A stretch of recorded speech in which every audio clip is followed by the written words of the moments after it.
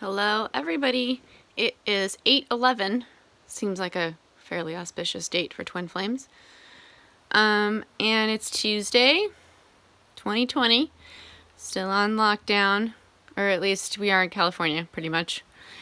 This is Elemental Hilary, and at hilaryselementsofhealth.com, and I am a psychic oracle and an energy worker, and I love to help you process and totally let go of beliefs and emotions, and you can do that over the phone with me easily.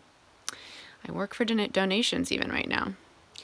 So let's get to the daily oracle guidance reading. I have messages from your angels today through the eyes of the soul oracle, Celtic Messages, and the Shaman's oracle. Okay.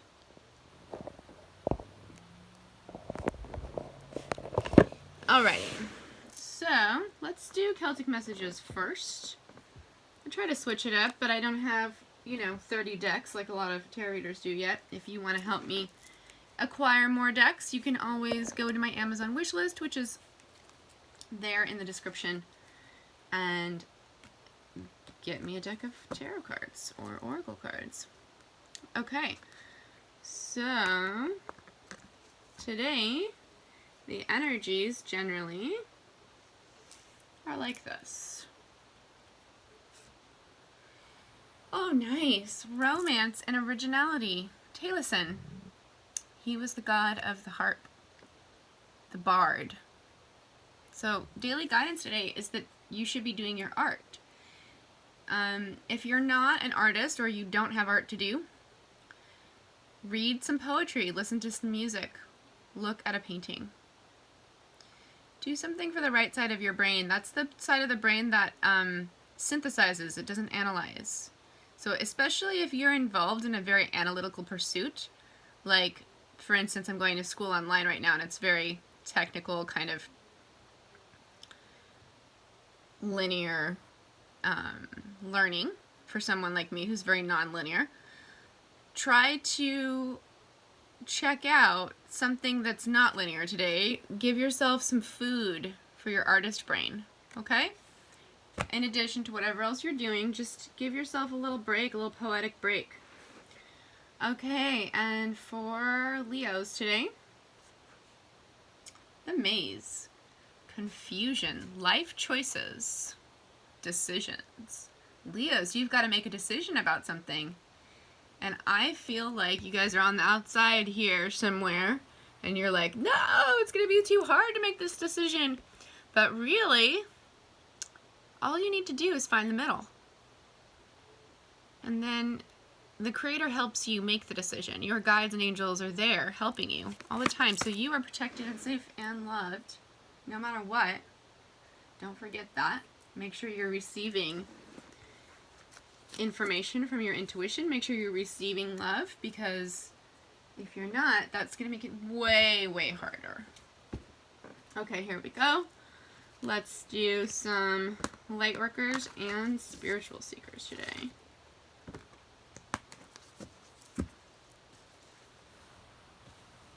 I'm going to go get a pedicure, actually.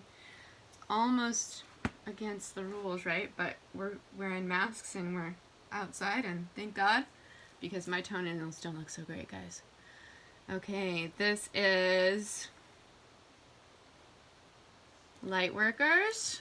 I like talking about something a little bit less heavy, right? Because I'm a pretty intense person in general. But yes, I do watch comedies, and I do get my nails done, and stuff like that. Okay, Spiritual Seekers today. All right. So Lightworkers, climb the spiral ladder. One step at a time, the Shaman's celestial journey. Do something shamanic. This is the second time this card's come up in a couple of days, so I'm going to check it out further. This is for Spiritual Seekers, the Arthur Continuum. Seek the guide with noble ideals. Find a teacher. And by the way, Spiritual Seekers, if you don't have a teacher, I hate to say this, but it's like you're going nowhere fast. I mean, unless you can really hear your guides and angels. You really got to have guidance in this lifetime. And that is how you also learn enough in order to guide others. I mean, we all need teachers.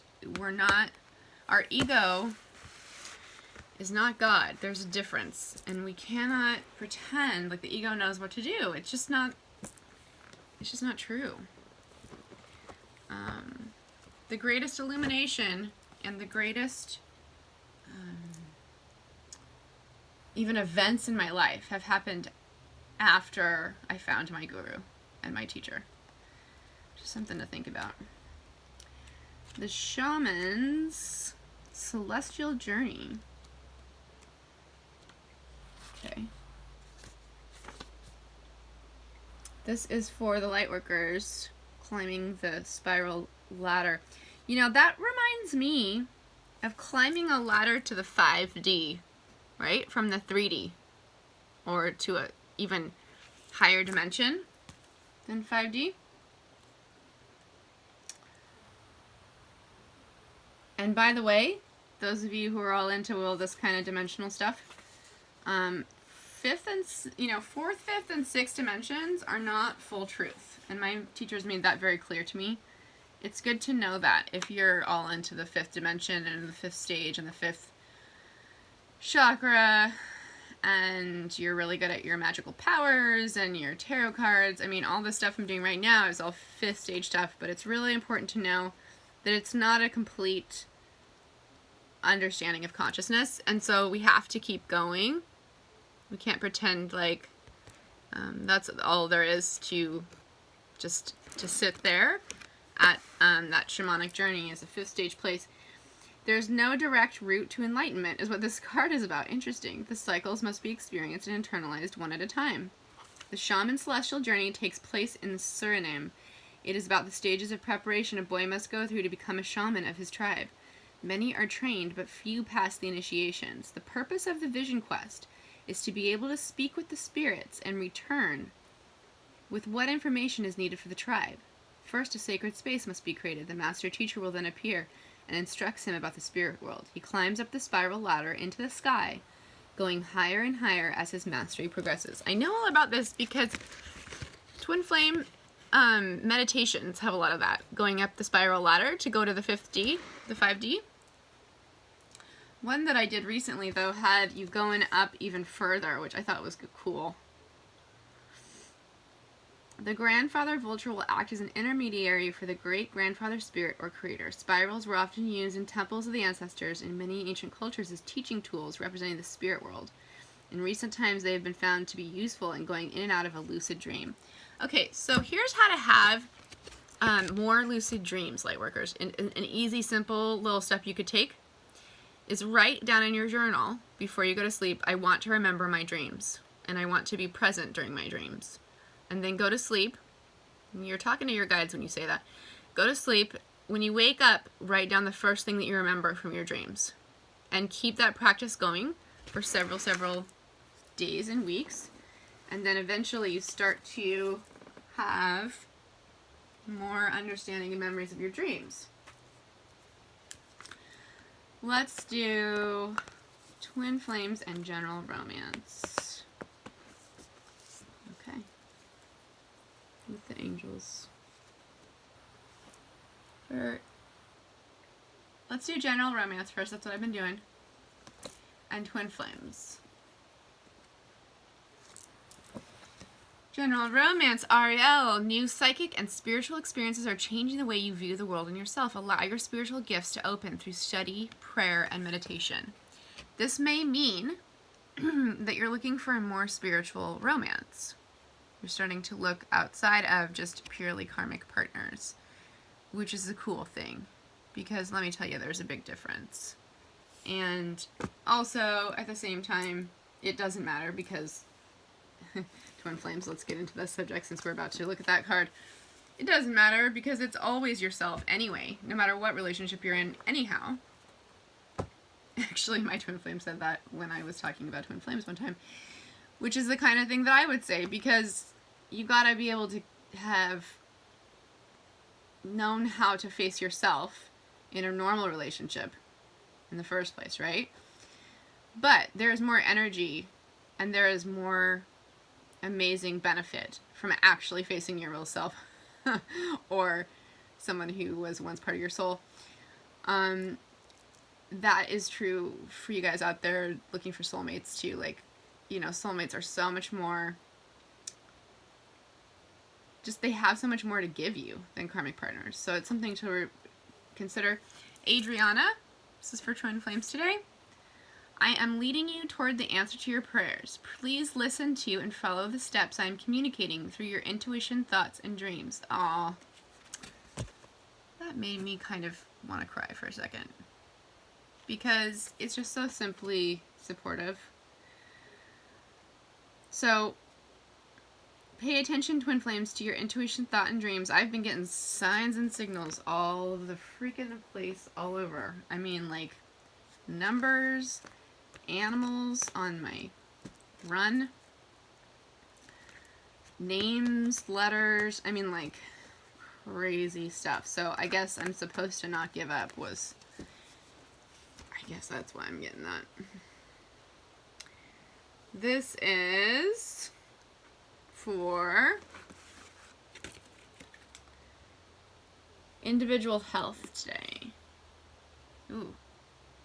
Ancestor of tribes, upside down. Interesting to me. For your individual health, all you Lightworkers, Earth Angels, Empaths, Psychic, Intuitives, all those people, spiritual seekers, devotees, people that are watching this, I know who you are. This is upside down. You gotta let go of your previous tribes right now to let in a new tribe, your soul tribe, that's going to come in. And being with your family can sometimes be bad for your health. So, to consider taking a day away from your tribe that you were born into today. As well, consider just letting go of connections that are no longer serving you and welcoming in, manifesting, you know, praying for your soul tribe to come. I make a prayer right now. I'm ready for my soul tribe. I think I had some of my soul tribe before that might be on hiatus right now too. Okay, here we go. So, this is about the world health pandemic situation. So that we know. Oh, we know about that. The Dancer of Fear. We already know that's what's happening. Just further confirmation for us today. I'm going to look that up real fast because I think it might have more information for us than we even just assume on the outside there. The Dancer of Fear, stasis, terrors, unwillingness to advance, fear of things, of people, of the unknown, weakness, paralysis, failure, caution, awareness of risks, breaking barriers. I am the Dancer of Fear. I teach you when to move forward and when to retreat, how to consider dangers you may be facing and when to take risks. To master me is to become stronger, yet I can undermine everything you do if I am allowed to. When I am with you, you may be afraid to move, but I also protect you from the kinds of risk that can bring you to places of greater terror. Yes, that gave me greater insight. Okay, so here's the message for everybody out there, all right? You need to be appropriately afraid, i.e., you need to follow social distancing and wear a mask. I'm sorry, I know that all the spiritual people out there don't want to wear a mask, but I'm telling you right now, that is the way. You know, we do need to be appropriately afraid of this new virus and not, like, just welcome it into not just our bodies, but everybody else who's around us. It's just dumb.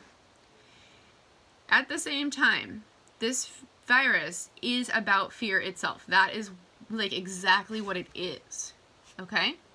Even the lungs constricting, the inflammation, everything. If you look at the symbology of the body, like Louise Hay books, you will see that being not able to breathe, for instance, is about fear. So, in order for this pandemic to go away for real, most of the people of Earth, or maybe just the people who are supposed to move towards the light right now, need to actually go within and confront fear. And I had an amazing conversation with my mother last night where she actually admitted to me that fear is coming closer and closer to her body now, where she can't get away from it and she wants to know what to do with it. And I was just like, yay! I mean, come on, let's be honest. We got some fear in our DNA. We got some fear in the collective. We've got some fear in the way that we've been living as a society. This is a fearful planet. It is a fearful way of life we've been having, okay? The way to deal with fear is to emotionally process that. And I mean, like, to feel it, accept it, love it, and to feel it in the context of the greater light of source of which you are, okay? That sounds really simple. The way that I work with fear and emotions is to teach you a specific technique. You do it every day for 10 minutes for a month, and you changed your brain chemistry changes, okay? The messages to your brain change. I think my mom actually said something last night about attitude being the only thing we have control over, which I was like, again, because sometimes she acts more like my little sister than my mom. Good job for having come to that conclusion, because it's true. Our little ego is a little tiny. It doesn't have any control about what's going to happen to it, you know? I don't want to really this is a really cool, pretty crystal, isn't it? Everybody's really unique like this too. They're really pretty, actually, when you really look at them.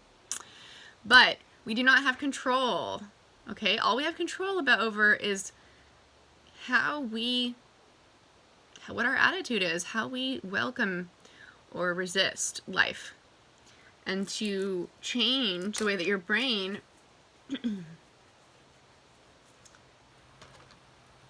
welcomes or resists feelings changes all these little, look at this crystal, look at all these little lines in it.